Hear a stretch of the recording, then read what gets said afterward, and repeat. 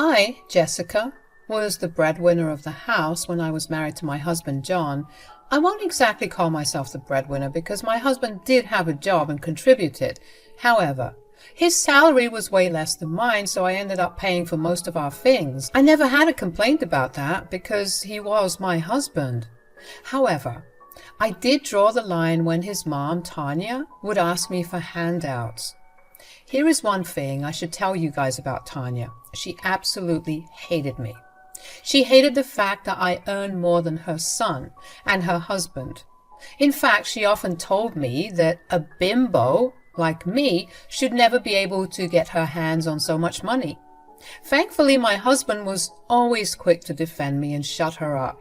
It also helped that my father-in-law, Henry, was a great guy and always stood up for me. John and I had a pretty good relationship throughout the years. We married fairly early since I was financially well settled and wanted to start a family early.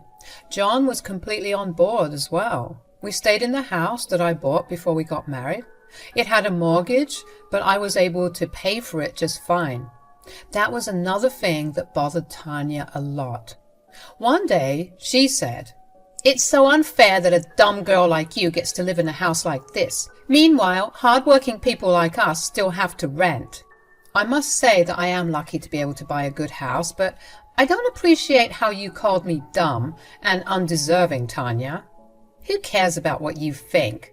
Some women like you can just bat their eyes at their bosses and get great jobs, while men like John and Henry are stuck in low-paying jobs just because they are men.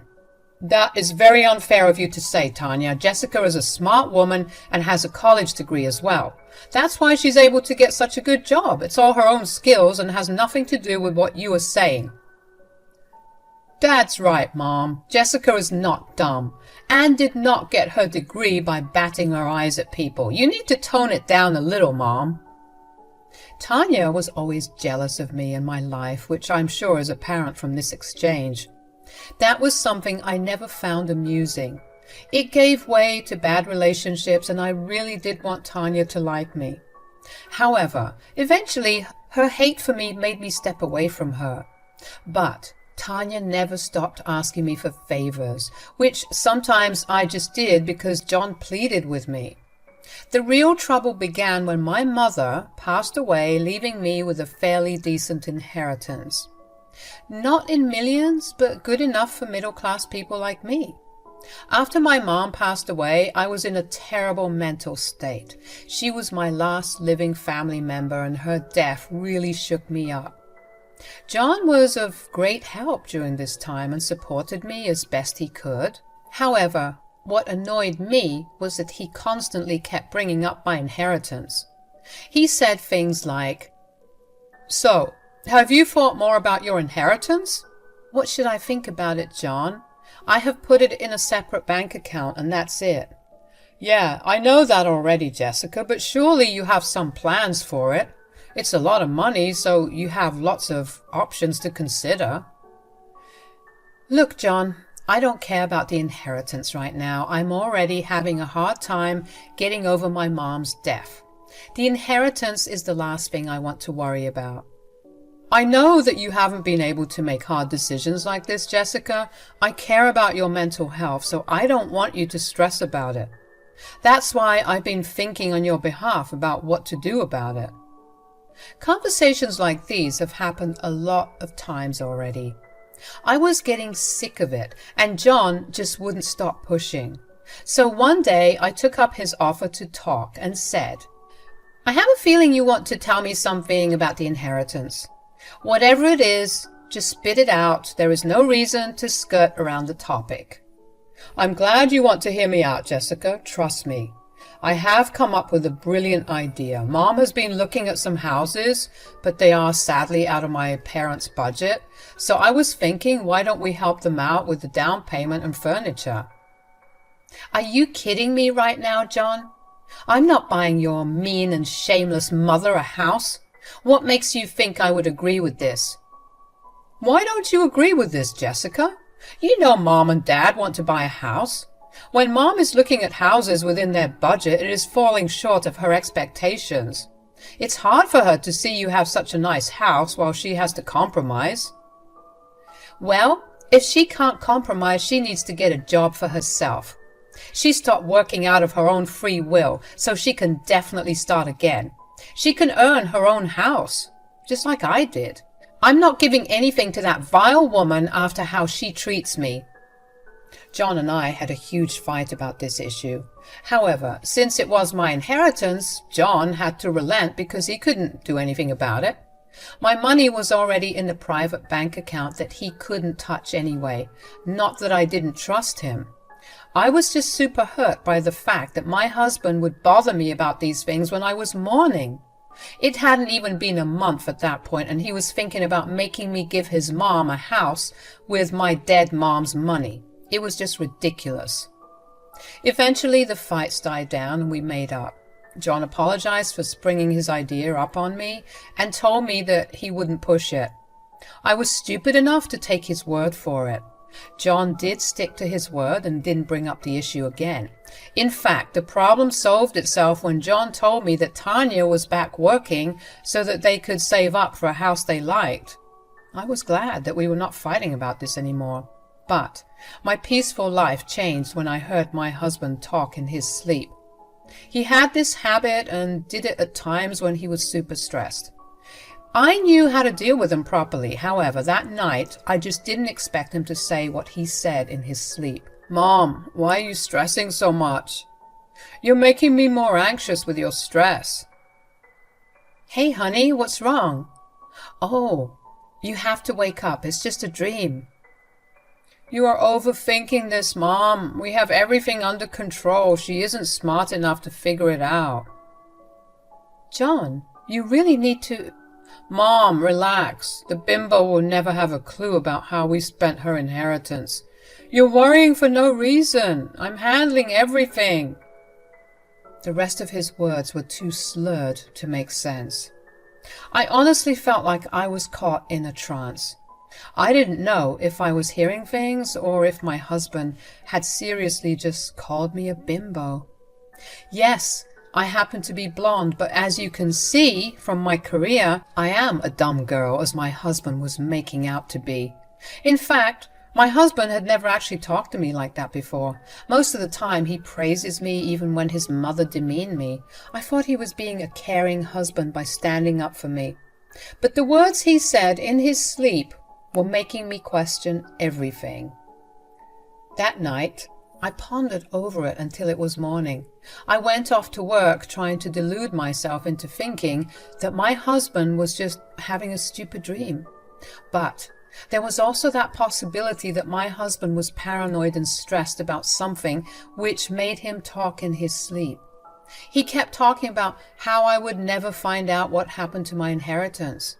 That was starting to really bother me, so very impulsively while at work, I pulled up my bank account to see if anything was amiss. My heart sank when I saw that my account was missing quite a lot of money. My eyes were bulging out of my sockets and I started to hyperventilate right in the break room. John's words from last night came rushing back to me and I felt like I had lost the ground beneath my feet. Thankfully, lunch was almost over, so no one was around to witness my little breakdown. I sat in the break room in shock while trying to calm myself down and think straight. I knew then and there that John and Tanya had planned something. I needed to dig deeper and get to the bottom of it. For some odd reason, my mind kept telling me that this had something to do with Tanya and Henry's new house. So after I left work, I called Henry and told him that we needed to talk. I said, "I'm sorry to be disturbing you like this, Henry, but there is something I need to know. Have you guys needed money recently?" "What? No, there's nothing like that. We're doing well enough right now." "I'm sure there hasn't been an emergency cash crisis in your life, but what about the house? Did you by any chance fall short of cash or maybe ran into some trouble that required money? I'm sorry for being so blunt and invasive, but I need to know." "I don't know what to tell you, Jessica. Nothing shady is going on right now. The house is coming along fine. John is being such a good son in helping us pay for our new house. We don't have to worry about that at all." Wait, what? John has been helping you pay for the house? I was dumbstruck with this new information that wasn't known to me at all. All this while, I knew that it was Tanya and Henry who were paying for their own house. Now, Henry was saying that John was also helping him pay for the house. My mind was a mess while I tried to figure out what was going on. Meanwhile, Henry understood that there was something amiss and said, "What's the matter, Jessica? You seem to be surprised at the fact that John is helping us pay for our house." "I am surprised about this, Henry. I never knew that John was helping you pay for the house." "You didn't know? But John would have told you, I'm sure. He has given us money for the down payment of the house. We are only a few steps away from closing the sale." "I had no idea about this, Henry. John never told me that he was helping you with the down payment. All this while I knew that Tanya went back to work and together you two managed to fund your new house." "What are you talking about, Jessica? Tanya's not working. She's still a stay-at-home wife. She never went back to work." Henry seemed as surprised as I was with everything that had been unraveled in our unprompted conversation. My mind was now spinning with all this new information.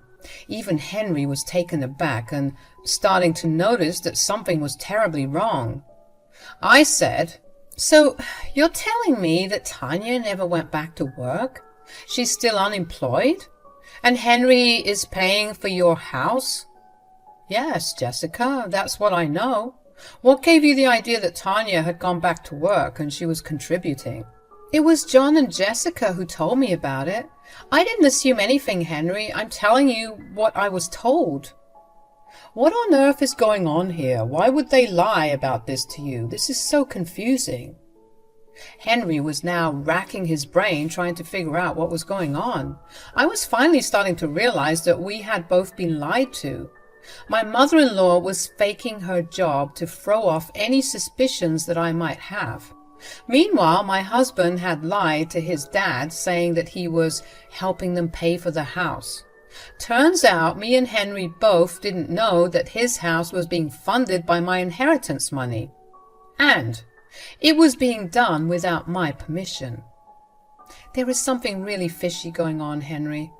That's why I called you in the first place. Last night I heard John talk in his sleep again. He said that I would never find out what he and Tanya did with my inheritance. Today I checked and saw that a good chunk of my inheritance is gone from my account. So my son doesn't have enough money to make the down payment? But Tanya said that he got a promotion. Also, how did your money disappear like that? I have no idea, Henry. I'm starting to think that John and Tanya are behind this. Look, John doesn't earn enough to pay your down payment. Tanya lied to you. John didn't get any promotion in the last 5 years. You were saying that Tanya is not also working? Then where is the money coming from, Henry? Oh, God, Jessica, you might be right. Maybe John did end up taking your money. There can be no other explanation for this right now. We have both been deceived, Jessica. I don't know what to do now. Well, I need to first find solid proof that it was indeed my husband and Tanya who made this whole plan. I also need to know how they managed to get into my private bank account to steal my money. Henry agreed with my plan and promised not to confront Tanya and John right now. I also promised him that I would inform him about my findings soon. Henry is a very good guy who genuinely doesn't take handouts. He is the hard-working type of guy who likes to live life by his means. Since he loves his son so much, he probably couldn't say no when he insisted that he would help. Plus, I found out that Tanya had also faked John's promotion to Henry so that he wouldn't get suspicious about where my husband was getting the money. John and Tanya had cleverly planned everything and kept us both in the dark. They played us for fools.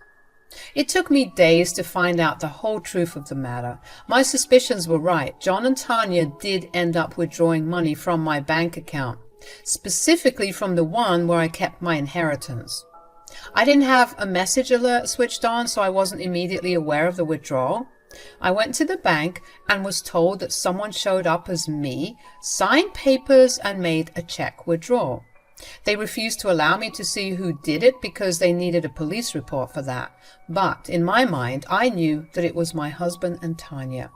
Tanya actually had a similar build to me and the same hair color. So to a bank employee who has seen me only once, this may not have been suspicious. Henry and Tanya took advantage of my deteriorating mental state to make their own dreams come true.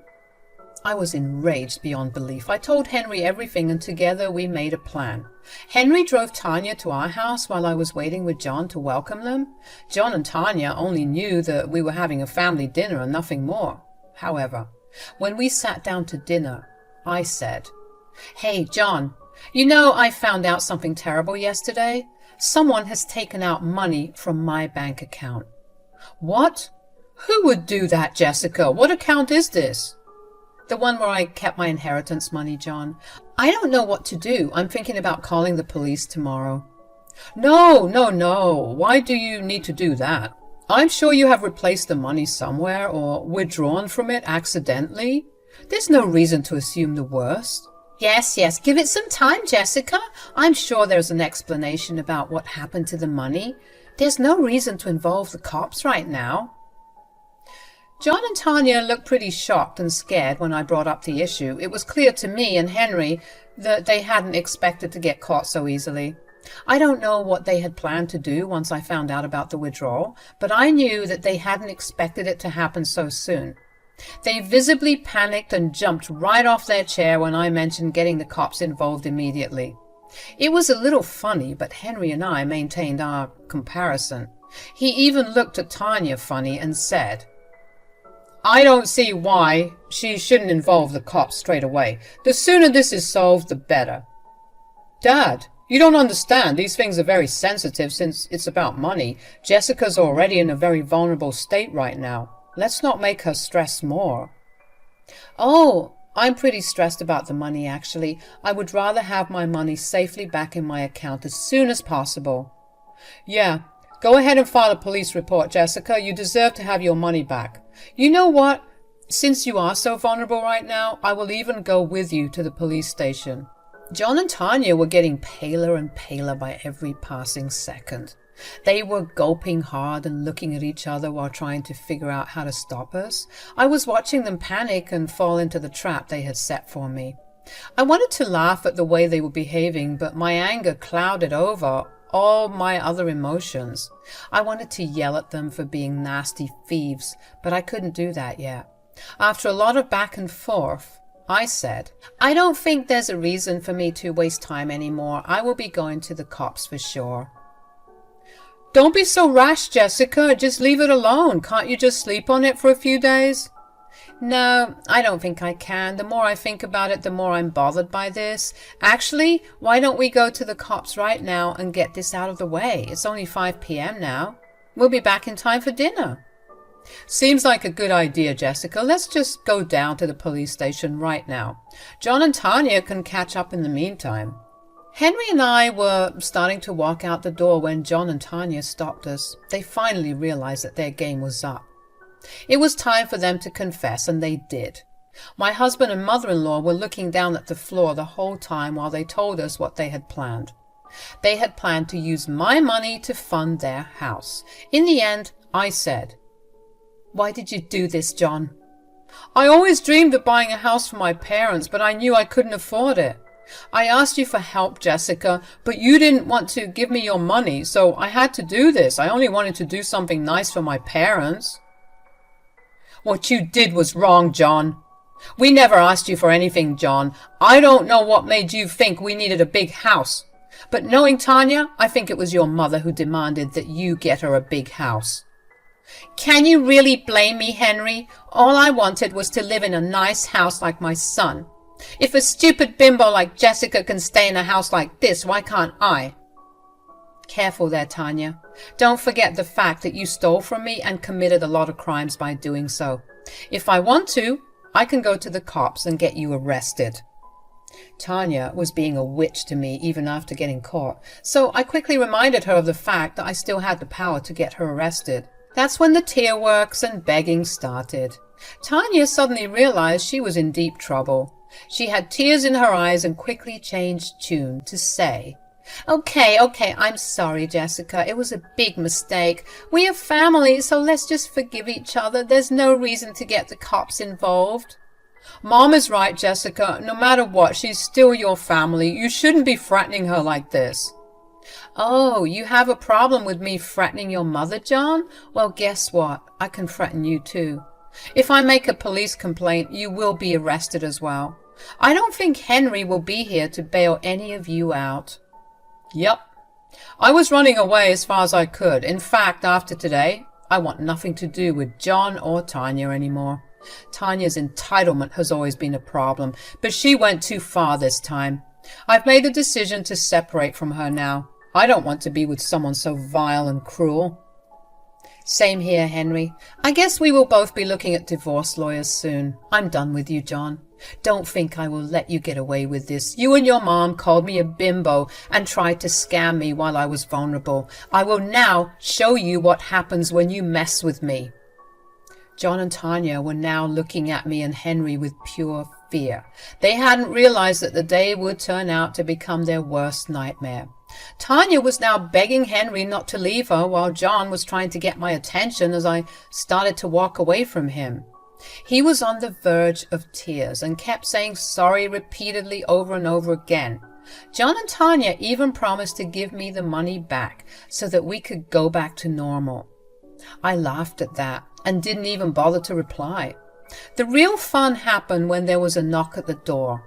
When John went to open the door, he was greeted by 2 cops who were at the door to arrest him and Tanya. That's right, guys.